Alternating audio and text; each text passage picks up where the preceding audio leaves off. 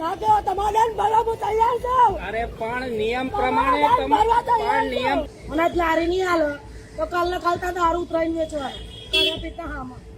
એક વિધવામાં 5 બાળકો જેના માટે એ રોટલી રણવા માટે જાય છે, રોજીરોટી માટે એક લારી ચલાવે છે, તંત્ર દ્વારા એએમસી દ્વારા એ લારી લઈ લેવામાં આવે છે અને પછી જે થાય છે એ શરૂઆતમાં તમે જોયું. જો આજે મારી લારી નહીં આપો તો કાલથી હું દારૂ વેચીશ. આ શબ્દો એ લાચાર માના છે, ગુસ્સાના નથી, પણ બેચારી એ હાલતના છે કે હવે આગળ શું કરશે જો એની પાસે લારી નહીં હોય તો. નમસ્કાર, આપની સાથે હું છું પાયલ.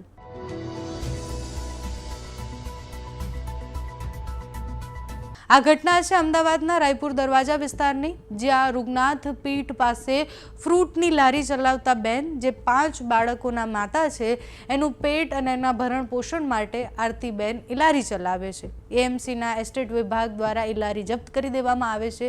છેલ્લા 2 મહિનાથી આ પરિવાર પોતાની લારી વગર પડોશીઓની મદદથી અત્યારે જીવન જીવી રહ્યા છે. આરતીબેન સતત ત્યાં આટાફેરા કરે છે અને કહે છે કે મને લારી પાછી આપી દો, હું દંડ ભરવા માટે પણ તૈયાર છું. આરતીબેન માને છે અને પછી દાણાપીઠ જે મ્યુનિસિપલ કોર્પોરેશનની મેઇન ઓફિસ છે ત્યાં પહોંચે છે. ત્યાં પહોંચી અને પછી તમે જોયા એ દ્રશ્ય, ત્યાં બેસી જાય છે અને પછી રડે છે. અધિકારીઓને મળવાનો પ્રયત્ન કરે છે. ડેપ્યુટી મ્યુનિસિપલ કમિશનર દ્વારા એમને મળવા માટેની વાત કરવામાં પણ આવે છે, પછી એ મળી નથી શકતા, એમને અટકાવી દેવામાં આવે છે. સિક્યોરિટી ગાર્ડ એમને અંદર જવા નથી દેતા અને પછી એ લાચારમાં ત્યાં બેસી અને રડતા રડતા એવું કહે છે કે જો મને મારી લારી પાછી નહીં આપો તો પછી મારે દારૂ વેચવું પડશે. અહીંથી એક શરૂઆત થાય છે એ ન્યાયના માંગણીની.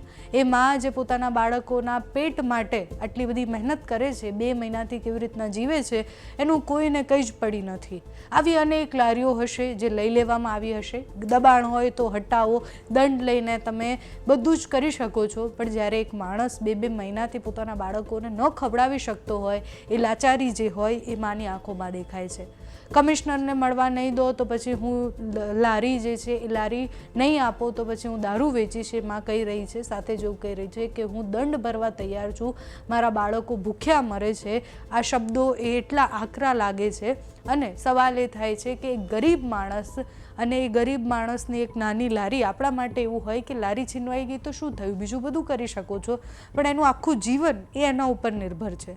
કંટાળેલા આરતીબેન એ તંત્ર સામે આક્રોશ પણ વ્યક્ત કરે છે. ત્યાં પોલીસને બોલાવવામાં આવે છે અને પછી મામલો બિચકાઈ જતા એ પોલીસ સ્ટેશન એમને લઈ જવામાં આવે છે.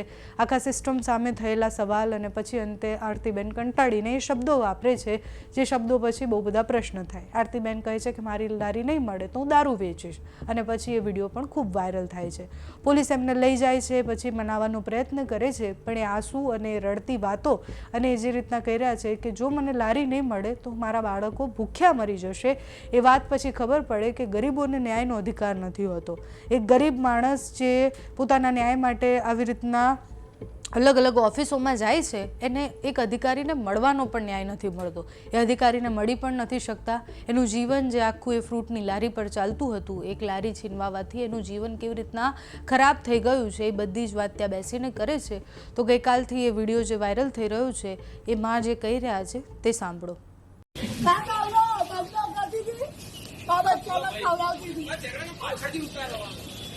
મારી ગાડી હતો મારી ગઈ બાપ નહીં, કઈ ગાડી તો ગઈ સાગરીમાં કોઈ નહીં.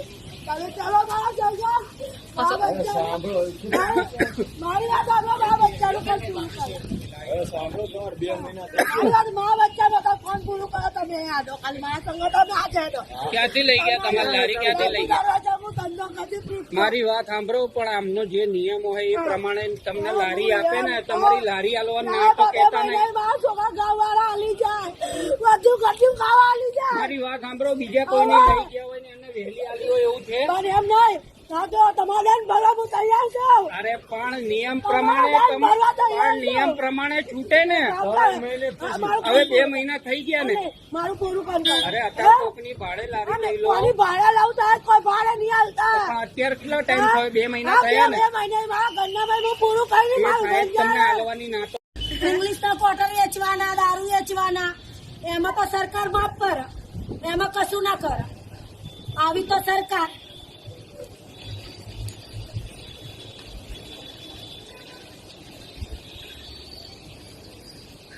અને આજ લારી નહીં હાલો તો કાલને ખાલતા દારૂ ઉતરાઈને વેચવાનું તારા પિતા હામાં તો ચોખ્ખું કહો, દવા પીવાની. ફરિયાદ કરાય તો બેન. હા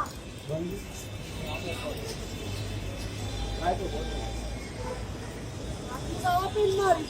જે સાહેબ નહીં આવતા ને હા, બરોબર એના તે વિરુદ્ધ સાહેબ ફરિયાદ કરજો. નકર હું ગાંધીનગર જઈશ સાહેબ. હું આજ છું કહું તમને. હું આજ છે, આજ છું જ કહી રહી. કેમ કે હું કંટાળી જઈને બહારી છું. પણ નવી લારી લઈ રહ્યો ને તું આટલો તમે હલાવી દો ને. તમે હલાવી દો. કોણ હલાવ? તમે હલાવો લાવી લારી. હલાવો તમે. બે જા બાજુ.